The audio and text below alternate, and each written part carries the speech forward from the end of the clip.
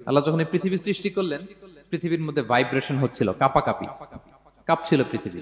আল্লাহ পৃথিবীর কাঁপাকাঁপি বন্ধ করার জন্য এই পেরেকের মতো পাহাড়গুলোকে পৃথিবীতে ঠুকে দিলেন, কাঁপাকাঁপি বন্ধ হয়ে গেল। এই দৃশ্য দেখে ফেরেশতারা বলে, ইয়া রাব হালমিন খালকিকা আসাদ্দু আলাল জিবাল। আল্লাহ, পাহাড়ের এত শক্তি, পৃথিবী কাঁপতেছিল, পাহাড় আপনি ঠুকে দিলেন, পৃথিবীর কাঁপাকাঁপি বন্ধ হয়ে গেল।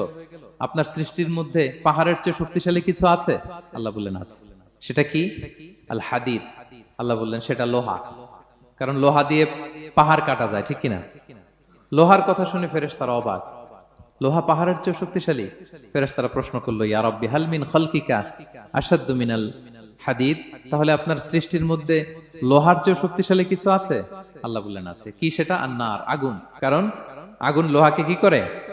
গলিয়ে ফেলে। ফেরেশতারা শুধু অবাকই হচ্ছে। ফেরেশতারা বলে, আগুনের চেয়ে শক্তিশালী কিছু আছে? আল্লাহ বলে আছে, আল মা, পানি। কারণ আগুনে দাউ দাউ করে জ্বলে ওঠা